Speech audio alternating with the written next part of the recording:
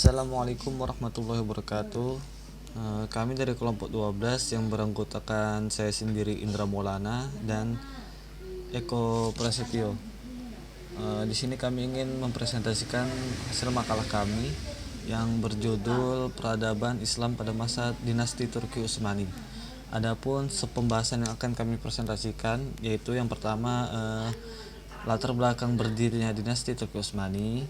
Yang kedua, kemajuan Islam pada masa dinasti Turki Utsmani.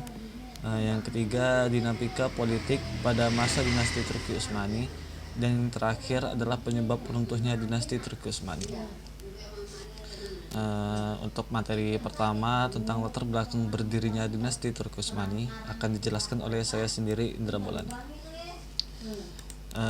Jadi dinasti Turki Utsmani ini, mereka itu terdiri dari beberapa macam suku bangsa. Ada yang disebut dengan bangsa Turki Saljuk dan juga ada yang disebut dengan Turki Utsmani.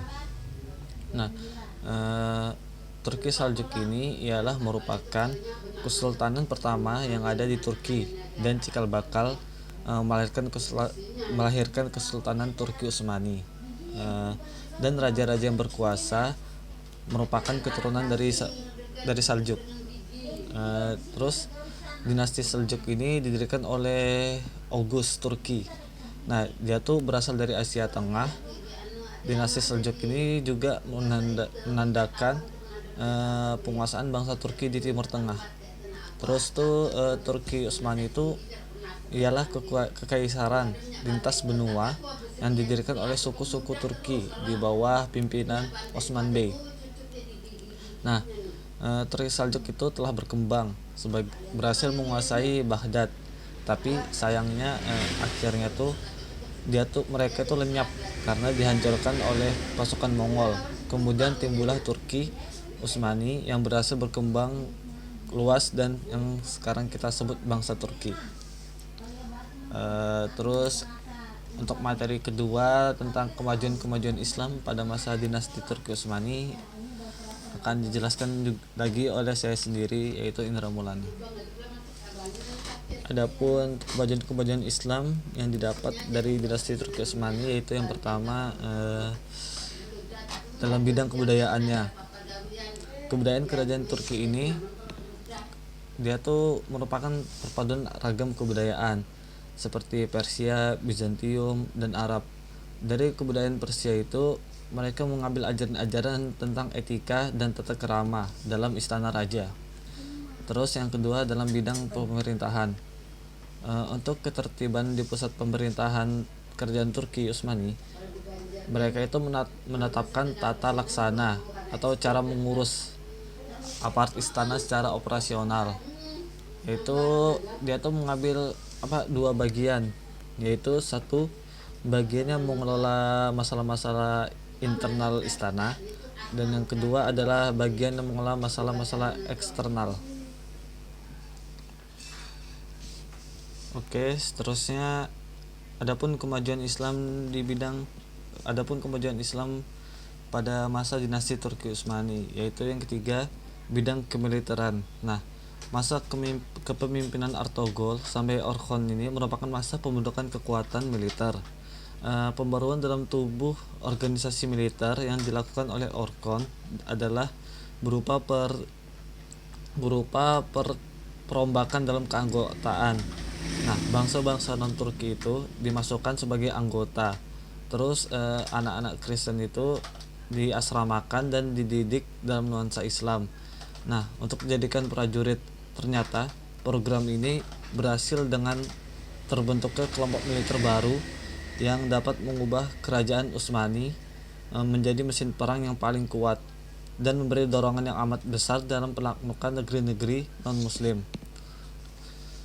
Terus adapun kemajuan dalam bidang ekonominya, yaitu pada abad ke-15 dan ke-16, Bursa atau lebih tepatnya ibu kota besar Turki Utsmani menjadi pusat perdagangan yang sangat penting di Anatolia dan merupakan kota transfer barang-barang dengan rute dari timur ke Istanbul, Polandia, dan Rusia. Dari Bursa, sutra, rempah-rempah, kain katun, besi, biji-bijian, opium, cuka, permadani, dan produk lainnya dikapalkan menyeberang Laut Hitam ke Orimia. Nah, kemudian tuh ke Ukraina, Polandia, dan Rusia. Bursa sendiri memiliki industri sutra, pakaian, dan peralatan rumah. Terus dalam bidang keagamaan. Nah, tarekat mengalami kemajuan yang berarti pada masa kerajaan dinasti Turki Utsmani ini. Karena tarekat yang paling berkembang pada masa itu ialah tarekat Bektashi. Ia mempunyai pengaruh yang amat dominan di kalangan tentara Janissary. Nah, sehingga mereka sering disebut tentara Bektashi.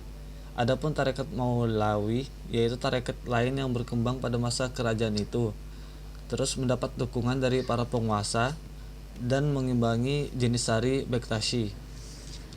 Untuk materi selanjutnya akan dijelaskan oleh saudara Noreko. C. Dinamika politik dinasti Turki Utsmani.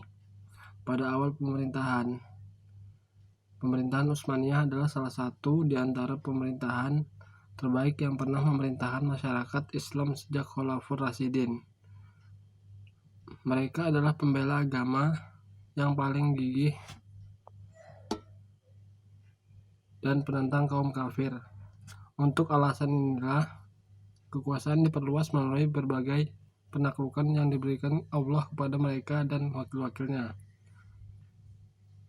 Mereka menguasai wilayah terbaik di seluruh permukaan bumi. Berbagai kerajaan tunduk kepada mereka.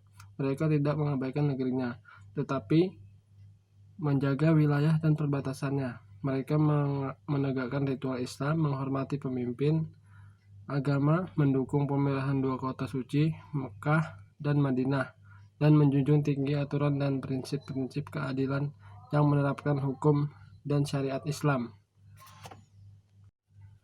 Raja Utsman I adalah putra dari Ertuğrul yang menjadi pendiri kerajaan Utsmani pada tahun 699 Hijriah, 1300 Masehi, 32.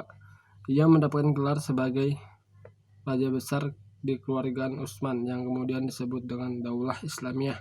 Dia telah memerintahkan sejak tahun 1290 sampai 1362 Masehi. Utsman dikenal dengan gaji Ksatria Iman. Meninggal pada tahun 1324 dalam melakukan ekspansi.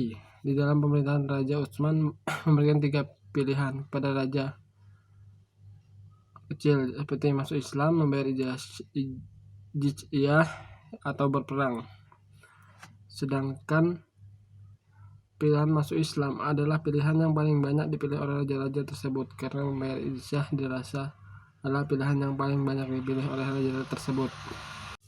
Sultan Muhammad Al-Fatih adalah pemimpin Turki Utsmani dalam penaklukan Konstantinopel. Ini merupakan puncak kejayaan Turki Utsmani di kawasan Eropa Tenggara dan Mediterania Timur. Keberhasilan ini membuat pemerintahan Turki Utsmani memperoleh pengaruhan Islam yang kuat. Wilayah dinasti Turki Utsmani meliputi kawasan Jazirah Arab, Balkan, Hongaria, hingga kawasan Afrika Utara. Atas keberhasilan Sultan Muhammad II menaklukkan Konstantinopel, ia diberikan gelar Al-Fatih yang berarti khalifah. Sultan Muhammad II juga dianggap sebagai pembawa perubahan bagi perkembangan umat Islam. Karena Konstantinopel merupakan kota yang belum pernah berhasil ditaklukkan oleh raja-raja sebelumnya, menjadi Istanbul serta dijadikan sebagai ibu kota kerajaan Utsmani. D. Faktor-faktor penyebab runtuhnya dinasti Turki Utsmani. Pada tanggal 3 Maret 1924 kekhalifahan terakhir resmi dibubarkan. 1 abad kurang atau lebih tepatnya sampai sekarang 95 tahun Islam, Khalifah Turki Utsmani atau Kesultanan Utsmani runtuh. Hal ini merupakan suatu kedukaan bagi seluruh umat Islam karena Islam pada waktu itu umat Islam tidak dinaungi oleh sistem kekhalifahan. Adapun penyebab keruntuhan Turki Utsmani ada dua faktor, yaitu faktor internal dan faktor eksternal.